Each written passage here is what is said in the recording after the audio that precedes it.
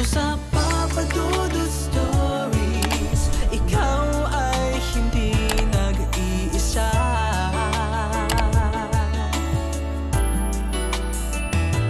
Dito sa Papa Dudut Stories, may nagmamahal sa'yo. Papa Dudut Stories, Papa Dudut Stories. Dear Papa Dudut, sa lahat po ng mga nakatutok ngayon, huwag pong kalimutan mag-like, mag-share at mag-subscribe. Maraming salamat po sa inyong lahat.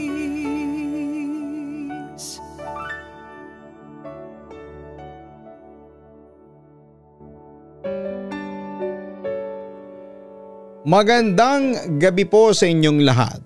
Tawagin niyo na lamang po ako sa pangalang Candy. Nasa late 20s at mula sa Balanga, Bataan. Nakatira ako sa isang lugar na puno ng hiwaga at kababalaghan. Ang sabi ay marami daw ang namatay at nagpakamatay sa lugar namin noong panahon ng World War II. Karamihan ay mga sundalong Hapon. Noong una hanggang pakikinig lamang ako sa mga kwentong kababalaghan na sineshare sa akin ng mga kaibigan, kakilala at katrabaho at kapamilya ko, pero deep inside ay hindi ako naniniwala noon sa mga naririnig ko mula sa kanila. Hindi kasi talaga ako naniniwala noon sa mga multo. Pero ang hindi ko alam, darating pala ang araw na matcha-challenge ng isang kababalaghan ang pananaw ko sa buhay ko. Nagsimula ito noong tumira ako dito sa Balanga noong 2017. Pumapasok pa ako noon sa school dahil doon nakabase ang trabaho ng aking ama. At saka mas maganda raw kung doon ako sa Balanga mag-aaral kasi walang masyadong magandang learning facilities sa probinsya namin sa Nueva Vizcaya. So yun na nga, tumira kami ni Papa noon sa isang room for rent sa Balanga. So far ay naging maayos naman ang stay ko doon. Pero nung pumasok ako sa pinaglipatan kong eskwelahan, ay doon na nagsimula ang kababalaghan sa buhay ko. Nasa night class ako noon kasi nagwo-working student ako sa araw that time. May night class pa nga kami sa school na ito. Yung para po sa mga working student pag umaga. So ito na yon, isang araw habang papunta na ako noon sa class ko at naglalakad ako sa campus field ay natuwa ako kasi malayo pa lamang. Nakikita ko na may mga tao, maliwanag din gawa ng mga ilaw sa gilid nito. Sabi ko pa nga sa sarili ko ay sa wakas may kasama na ako. Baka dito rin yung mga kaklase ko. Pero nagtaka ako kasi nakikita ko sa malayo na may mga rifle na hawak yung mga tao at nagmamarcha. Kaya akala ko ay may CAT lang na nagpa-practice. Kaya dumiretso lamang ako. Hindi pa ako aware sa mga kababalaghan sa lugar namin. Inabot din ako ng isang oras kakapanood sa kanila hanggang sa napansin kong walang tigil sa kakamarcha ang mga nakikita ko. Di nagtagal ay napansin ko nang papalapit na sa akin yung mga tao. Hanggang sa nanigas ako sa kinakatayuan ko dahil nakita kong duguan ang mukha ng mga ito. At may mga kadena ito sa leeg na hawak-hawak na mga Hapon na sundalo. Wala akong lakas para maihakbang ang mga paa ko para tumakbo. Hanggang sa sabay nagsalita mga ito nang bigyan mo kami ng hustisya. Papa Dudut, doon lang ako nataranta at tumakbo palabas ng eskwelahan. At nakasalubong ko pa nga ang guard at sinabihang walang pasok at nagtataka siya na bakit daw ako nandun. Ako naman ayon ikinuwento ko ang lahat ng mga naranasan ko. Nang matapos na ako ay saka naman nagkwento sa akin ng gwardya. Wala pa yan sa mga nakikita ko kapag rumoronda ako rito. Masanay ka na. Hindi pa talaga sila natatahimik matapos ang giyera. Aniya. Yun ang first ghostly encounter ko. Pero dahil sa iyo kong mabaliw ay iniisip ko na lamang na baka namamalikmata lamang ako. At hindi totoo ang mga nakita ko. Nagpretend pa rin ako noon na hindi ako naniniwala sa kababalaghan at sa mga multo. Samantala lumipas naman ang 2 taon. Bumalik na ang papa ko sa Nueva Vizcaya habang nagpaiwan ako sa Balanga para mag-work. Nagpa siya akong mag-dorm noon. Sa kabilang banda ay nagwo-work na ako sa isang call center company nang mangyari ang hindi ko inaasahan. 6 lang kami sa kwarto, sa baba ang bed ko katabi ng pinto. Yung kwarto namin ay malapit lang din sa CR. Na mga unang araw at gabi namin sa dorm ay okay naman. Komportable kami. Focus lang sa pag-review at tahimik kasi ang lugar. Hanggang may mga nangyayari ng hindi maganda. Maaga kaming natulog around 8 p.m. pagod sa trabaho at para magising na rin sana ay maagang makapaghanda sa pagpasok ko sa call center. Local account ang hawak ko noon kaya sa araw ang pasok ko. Anyway, 2 pala kami sa kwarto ng classmate ko natutulog. Sa upper deck siya ng bed ko. Yung ibang roommates naman namin ay nasa labas pa. Maya-maya ay bigla na lamang ang ingay nila sa labas. Parang nagkakagulo sila at may sumisigaw. Nalimpungatan ako sa ingay nila pero hindi na ako bumangon dahil sa antok at tinakpan ko na lamang ang tenga ko para hindi ko sila masyadong marinig at bumalik sa pagtulog. Kinabukasan ay tinanong ko sila kung anong nangyari kagabi at nagkagulo sila. Sabi ng roommate ko yung isa daw kasi naming kasama ay may nakitang 3 sundalong Hapon sa tabi ng pinto ng kwarto namin. Pula daw ang mata nito at nanlilisik. Takot na takot ang mga kasama ko kasi nga yung lugar namin ay hitik talaga sa kababalaghan.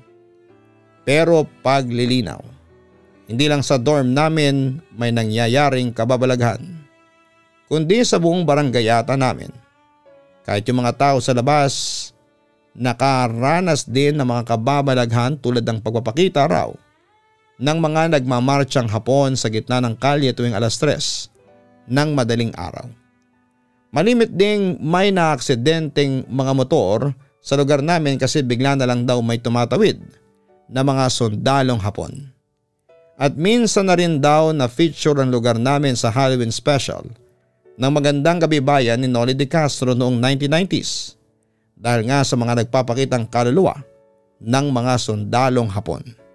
Anyway, dahil sa pagpipretend pa rin na hindi ako naniniwala sa mga kababalaghan, ay ipinagsawalang bahala ko na lamang ito at nagpatuloy lamang ako sa buhay. Dumating ang 2020 at nauso ang COVID pandemic. Naging kabila-bila ang lockdown sa buong Pilipinas. Nag-resign ako sa work ko since wala silang work from home option. Kaya naghanap ako ng trabaho na pwede kong gawin at makapagtrabaho sa aking dorm. At ayon, mas swerte naman akong nakakita ng work at natanggap. Anyway, since pandemic ay dumadami ang cases and natakot akong mahawahan kasi alam kong mahina ang immune system ko. Pero gustuhin ko mang umuwi sa probinsya ko. Sa Nueva Vizcaya ay hindi po pwede. Dahil nga sa lockdown so nagstay lamang talaga ako sa dorm namin. Samantala sumapit ang 2 a.m. at nagising ako bigla. Yung tipong akala mo ay 8 a.m. na pero hindi pala. I check my phone at medyo kinilabutan ako. Kasi kahit na hindi ako naniniwala sa multo ay ayokong magising ng 2 hanggang 3:00 ng umaga. Kasi hindi na ako makakatulog ulit. Pero wala na akong magagawa noon kaya nag-browse na lamang ako sa Facebook at YouTube.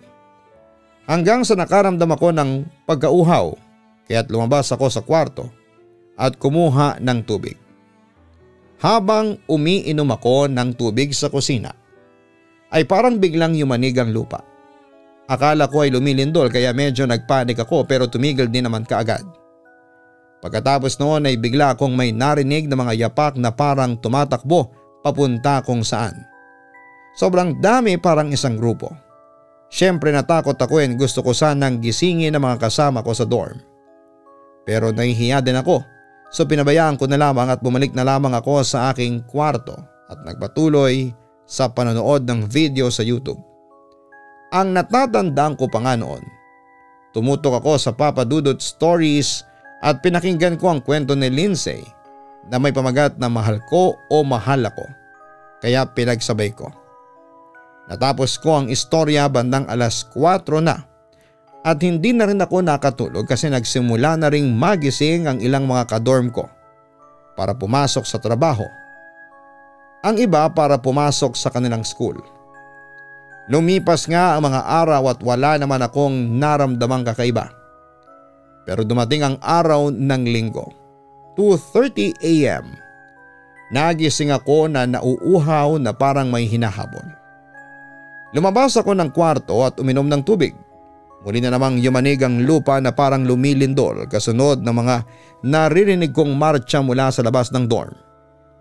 Takot na takot ako, pero gusto ko talagang malaman kung ano ang meron sa labas. Kaya nagpasya akong silipin yon sa bintana. Madilim, tahimik at walang kahit na ano. Maya't maya pa ay biglang may lumiwanag sa hindi kalayuan. Para may nagsimula ng apoy o parang bonfire. Kinakabahan at natutuyo ang laway ko sa lalamunan sa sobrang bilis ng paghinga ko. May apoy pero walang tao. San Telmo siguro to, sabi ko pa noon sa aking sarili at napako ako sa kinakatuyuan ko nang biglang may korteng tao ang nasa palibot ng apoy. Mga lalaki. Nakadamit ng kulay brown na parang sa sundalong Hapon at lahat sila ay nakatalikod sa akin. Lahat ay nakaharap sa apoy. Gusto ko sanang sumigaw pero baka marinig nila ako. Butil-butil na ang pawis ko kahit lamig na ang katawan ko. Mga ilang minuto lang silang nakatayo at walang kibo. Maya-maya pa ay biglang may tumunog na parang kampanang maliit. Walang kampana sa lugar namin kung kaya't mas lalo akong kinilabutan. Palakas ng palakas ang tunog. Napansin ko rin na unti-unting gumagalaw ang mga lalaking nakatalikod. Sabay-sabay at dahan-dahan silang lumingon sa kinakatayuan ko. Maiihina ako sa shorts ko, sabi ko pa noon sa aking sarili. Bago ko pa man makita ang mga mukha nila na nakaharap na sa akin ay kumaripas na ako ng takbo papasok sa kwarto. Naglock ng pinto at nagtalokbong ng kumot. Maya-maya pa ay biglang yumanig na naman ang lupa at naramdaman ko na naman ang mga magmamarcha. Pero ngayon ay parang dahan-dahan na. Bumilis ang tibok ng puso ko na parang aatakihin ako.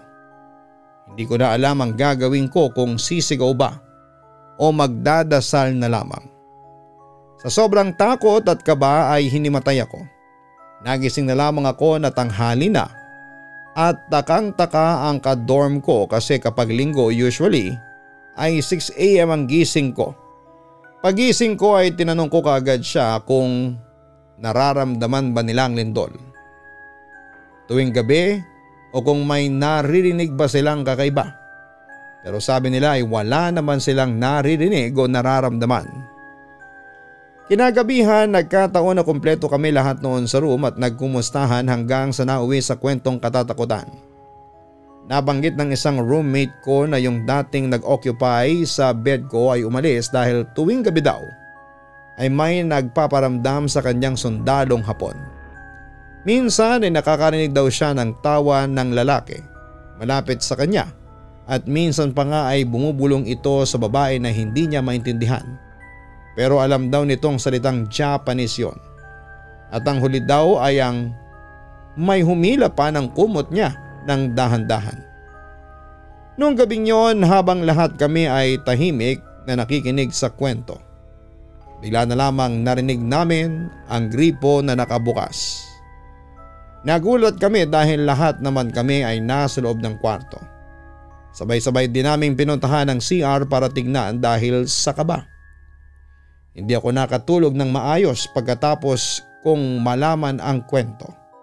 Nagdasal lamang ako ng paulit-ulit hanggang sa naitulog ko na lamang. Samantala nagpalit ng schedule ang work from home ko at naging panggabi na. Nasa may dulo ng mga room ang mesa malapit sa room na laging nakalock at bihirang-bihirang buksan ng mga nagmamanage ng dorm. 11 PM na at nag-decide na yung ibang kasabayan kong nag-review na matulog na. Ako na lamang ang naiwang mag-isa sa hallway. Bigla akong nakarinig ng sit-sit na parang galing sa kwartong abandonado. Nung una ay deadma ako at nagbasa na lamang ako ng medyo malakas para boses ko lamang ang marinig ko. Nang biglang yung sit-sit ay parang lumapit na sa tenga ko. At para akong binuhusan ng malamig na tubig sa nerbiyos. Paglingon ko pa ay nakita kong may nakatayong lalaking sundalo na sa tingin ko ay sundalong Hapon. Duguan ang katawan pero hindi ang ulo nito at masama ang titig nito sa akin. Dali-dali na akong bumalik sa kwarto at doon ko na lamang tinuloy ang trabaho ko. Nabanggit ko ang nangyari sa isa pa naming roommate na medyo matagal na sa dorm. Nakapasok na daw siya sa abandonadong room na yon. Nang minsang nakabukas at nililinisan. Puro portraits daw sa loob ng mga sundalong Hapon. Yung parang luma na rin ang mga pictures at medyo creepy daw ang loob kaya lumabas din siya kaagad. Samantala siguro itatanong ninyo sa akin kung bakit sa kabila ng mga paramdam sa loob ng dorm namin ay hindi pa rin ako umaalis doon. Una, pandemic at sunod-sunod pa rin ang mga balita na tumataas sa mga nahahawahan ng COVID-19. Pangalawa ay yung mismong barangay namin ang haunted. Kaya kahit na lumipat pa ako ay ganoon din ang mararanasan ko. At hindi rin ako pwedeng lumipat ng ibang barangay na katabi ng barangay namin kasi ganoon din daw.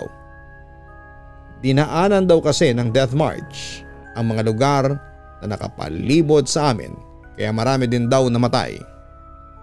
Kaya ayon, no choice ako kundi ang tiisin ang mga kababalaghang yon. Sa kabilang banda ay nagkaroon ng aberya sa dorm na tinutuluyan ko kaya napilitan akong lumipat noon ng iba. Sinubukan kong manirahan sa ibang barangay pero hindi rin ako natahimik noon. Kasi yung nilipatan kong boarding house may multo din. Buti na lang at nalaman ko mula kay mama na meron kaming kamag-anak na nakatira doon din sa barangay na nilipatan ko kaya pinuntahan ko yon. Bahay pala yon ni Tita Marge, ang second cousin ni mama. Dalagang matanda ito at mag-isa lamang sa bahay kaya pumayag siyang tumira ako doon para may makasama ako. Unang araw pa lamang ay medyo kinilabutan na rin ako sa aura ng bahay ni Tita Marge. Malaki ito pero iba ang aura ng bahay. Medyo dim ang light sa first floor at napaka-creepy talaga. Alam ng tita ko na nakakakita ako ng mga multong sundalo. Kaya noong sa may hagdan pa, sabi niya, sabihin mo pag may makikita ka ha. Tumango lamang ako noon bilang sagot sa kanya. Ginala ko ang tingin ko nang maka-adjust na ang mata ko sa dilim nang mapansin kong open ang pintuan sa kwarto ng isang lolo ko sa left side ko. Madilim din ang kwarto pero may liwanag na pumasok sa bintana na galing sa streetlight sa labas.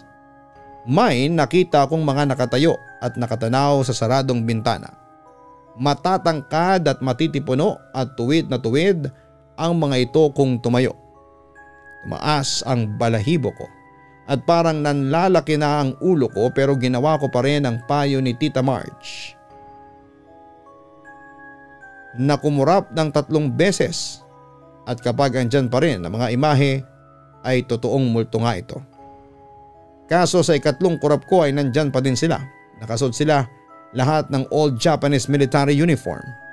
Nakatayo lang siya at nakatanaw sa bintana at hindi masyadong nakakatakot ang aura nila pero makakaramdam ka ng matinding lungkot. Lumuluha ang mata ko at parang sumisikip ang dibdib ko. Na napansin naman ni tita. Inilan niya ako kasi nakatulala lang daw ako. Tas tinanong niya ako kung may nakita ba ako. Sinabi kong wala akong nakita at buwaba na kami at baka madulas pa kami sa hagdan. Nang nakalabas na kami ay napakabigat pa rin ang pakiramdam ko. Sinabi ko na kay Tita Marge ang tungkol sa nakita ko at ang sabi niya ay mga sundalong Hapon daw yon at minsan lang daw yung nagpapakita pero hindi daw sila nananakit. Sabi pa ni Tita Marge na may nagbabantay talagang 5 sundalong Hapon sa bahay niya at sa lahat daw ng mga sundalong nagpakamatay sa lugar nila. Itong mga Hapon na nasa bahay niya ang iilan sa mga mababait. Sa kabilang banda, inutusan ako ni Tita Marge na mamitas ng malunggay sa likod bahay niya. Agad naman akong sumunod kasi nagluluto na siya noon ng chicken tinola na kakainin namin sa tanghalian. Habang namimitas ay nagulat ako nang biglang unti-unting sumabog yung lupa. So napatras ako noon kasi parang may lumalabas na kamay or whatever doon sa lupa ng paunti-unti. Pero ang kinagulat ko talaga ay yung biglang pagdami ng mga pagsabog ng lupa. Yung parang sa mga squirrels kapag naguhukay sila. May lumabas na kamay doon sa mga butas. Dahil sa takot ay napatras ako at napatakbo. Pero biglang may humawak na kamay sa sakong ko. Siyempre natakot ako kaya napasigaw ako at pinaghampas-hampas ko yung mga kamay para makatawid ako at makapasok ulit sa loob ng bahay. Pero naistatwa ako Papa Dudut nang biglang may nagpakitang lalaki sa akin. Nakalutang ito at may hawak na baril sa gilid. Napapikit na lamang ako sa labis na takot. "Tasukete Kodosai," sabi ng lalaki sa akin.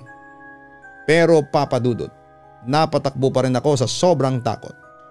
Agad kong ikinuwento yon kay Tita Marge, pati yung mga butas sa lupa pero pagbalik namin ay wala na ang mga bakas ng hukay. As in patag na patag ang lupa at parang lumalabas na imahinasyon ko lamang ang mga nakita kong butas sa lupa. Nang itanong ko naman kay Tita Marge kung ano ang ibig sabihin ng Tasukete Kodosai. Sabi niya ang ibig sabihin daw noon ay tulungan mo ako. Hindi siguro matahimik ang mga sundalong Hapon dahil na rin sa nararamdaman nilang guilt sa pagpatay ng mga kawawang Pilipino noong Death March. Hanggang ngayon Papa Dudut ay dito pa rin ako nakatira sa Balanga. Sa lugar kung saan ay marami pa rin ghostly sightings ng mga sundalong Hapon. Pero sanay na ako at karamihan sa mga tao dito. Sa totoo lang ay hindi na nga namin pinag-uusapan yon. At ito patuloy pa rin sa buhay. Okay at payapa naman kahit na paminsan-minsan ay makaranas ka ng kababalaghan. Papa Dudut, hanggang dito na lamang po. Muli maraming salamat at magandang gabi sa inyong lahat. Lubos na gumagalang, Candy. Maraming salamat Candy sa pagbabahagi mo ng iyong kwento sa aming programa. May mga multo talagang hindi matahimik at patuloy sa pagpapakita o pagpaparamdam.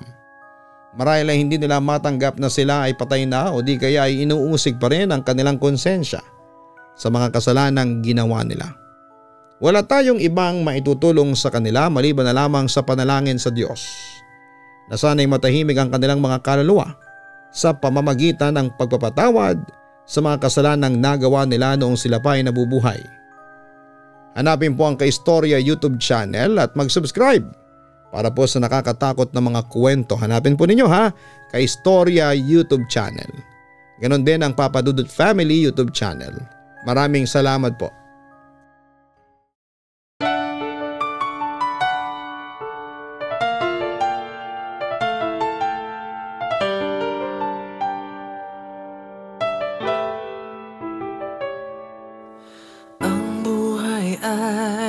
Mahiwaga,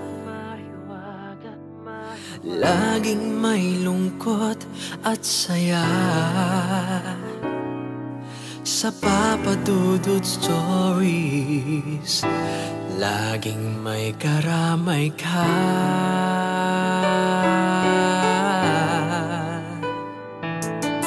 Mga problemang kay bigat, ito ay pakikinggan ka. Sa Papa Papa Dudut Stories. Kami ay iyong kasama dito sa Papa Dudut Stories. Ikaw ay hindi nag-iisa.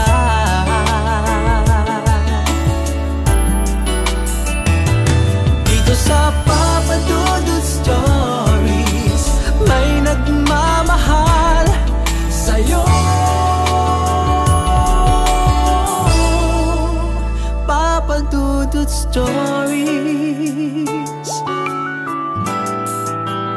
Papa Dudut Stories,